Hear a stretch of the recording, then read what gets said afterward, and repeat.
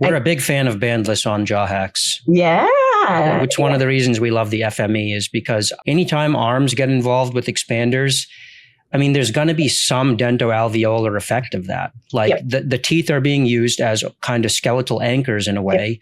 Each tooth could be thought of as like an additional TAD, right? True. And that means that the teeth are absorbing some force. Yep. So that with the evolution of the MSE, it was a starting place. It was great, right? And then we got into printed custom, and they're awesome. Powerful screw, customizable. You could build whatever on it, but you always see a dentoalveolar compensation, if you will, just like you mentioned. So with the MSEs, it was the worst nightmare of tipping. So I had cases where the teeth tipped out 45 degrees, and it was just a nightmare to deal with that with the MSE. And so with the MARPEs, it's been custom MARPEs, 3D printed tiger screws has been awesome. You still get some tooth movement that you don't want, but we know how to correct it pretty efficiently because we incorporate the power chains and upright the teeth immediately. Yeah. But with Bandless, we can do orthodontics at the same time. So you can have the full arch in aligners and be moving the teeth and getting them occlusally optimized, unraveled, unrotated. During expansion? Yeah. Now, what do you do with the front upper teeth during expansion if you have aligners in? Are they actually spreading the teeth apart, or how does that work? Or are they holding the teeth there to prevent the diastema from forming? Which is it? Basically, it's programmed to have a 1 millimeter diastema. So you're turning your MARPE. As soon as the split happens, you start trying in your trays. And so as soon as they fit passively, that's when you then get to progress with the MARPE turning.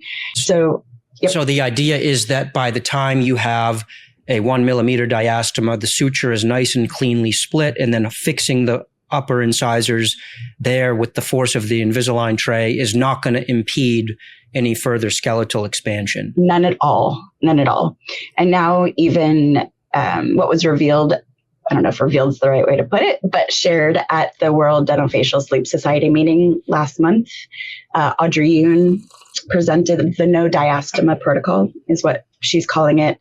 The Robleys have evolved theirs a little bit. They didn't fully lecture on it. I've been doing the No-Diastema, or the little mini diastema protocol a la Dr. Robley for a number of years. And I've liked it, but not liked it.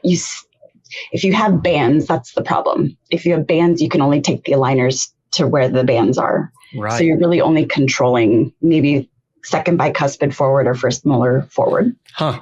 However, bandless, whole nother story, right? Another advantage of bandless is you can do a no-diastema MARPE. I know. I'm drooling over this. I'm so excited. So just from a history of MARPE perspective, did the Robleys pioneer the no-diastema approach? Yep, I believe so. I did quite a few cases. I had a personal mentorship with Rick Robley. And so we did a few cases of SFOT concurrent with MARPE. It was a nightmare. I would never do that again. But what I do a lot now is MARPE with aligners and SFOT, everything strategically planned so that I can get the patient to a more efficient endpoint more efficiently. What did you learn about the problem with doing MARPE and SFOT together? And by that, do you mean literally like this one periodontist is placing the appliance and then doing the SFOT on the same day? Pretty much, yes. Wow. What was the problem with that? Just so many variables. Oh, we had bands. So, and just so many variables. It was kind of a cowgirl, cowboy type of. For sure. Nobody got hurt. Nobody fell off the horse, but it was a lot to clean up or fix and correct after. Too many variables. Too much pressure all at once to get everything right, and too many moves. Because the SFOT creates this window of accelerated orthodontics that you want to get that right, because that window closes in, let's say, 90 days. Right. Maybe 60, and it's not on off. It definitely gets worse with every day after surgery, right? Yep. So you want to get that right. Mm-hmm. And you're saying combining the Invisalign with the MARPE and presumably with the expansion that the MARPE is doing, it's just too imprecise maybe. I felt that way. I did feel that way. I feel completely comfortable and confident with MARPE aligners and then SFOT on the bottom. I think I'm sorry. Now that I think about it, my issue with that would be, what if you have this MARPE in and it's creating this skeletal leveling problem because of an asymmetry, which we know are common, and now the Invisalign plan is being skewed by actual skeletal changes being created by the MARPE? Right. Well, and when we were dealing with an MSE, it was more unpredictable because if you started to have TAD bending or dragging, molars flaring, it was a hot mess. It was really not. Wow. So we don't do that anymore. I think I did 2 cases and that was it. We turn slowly now. We don't turn rapidly. Yeah. We don't want that ginormous diastema that is so fun to close. Yeah. Do you have any, since you're such a fan of armless MARPEs, what do you think about the FME? Do you know much about it or?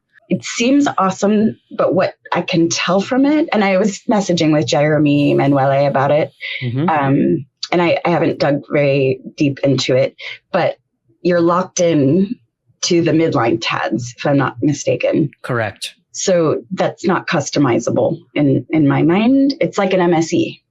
Different, but conceptually, you're locked into that exact position AP-wise, anterior posteriorly, with the version that, and I haven't, just to be clear, I haven't made one yet, so I'm excited, and that's why I'm a fan.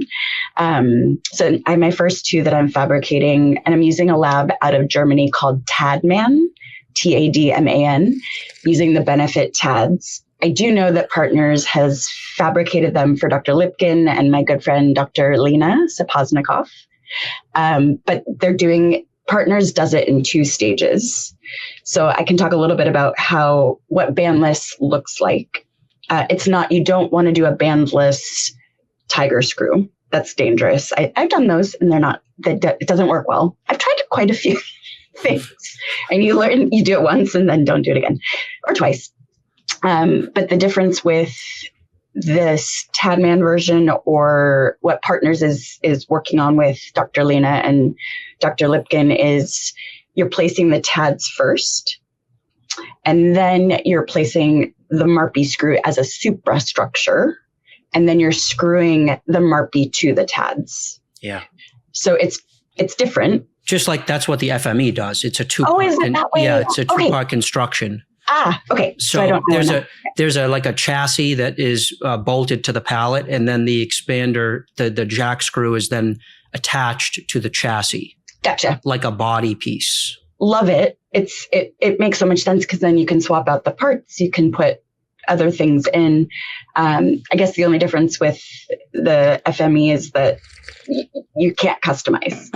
Right. You can't add additional side anchorage. Yep. Or,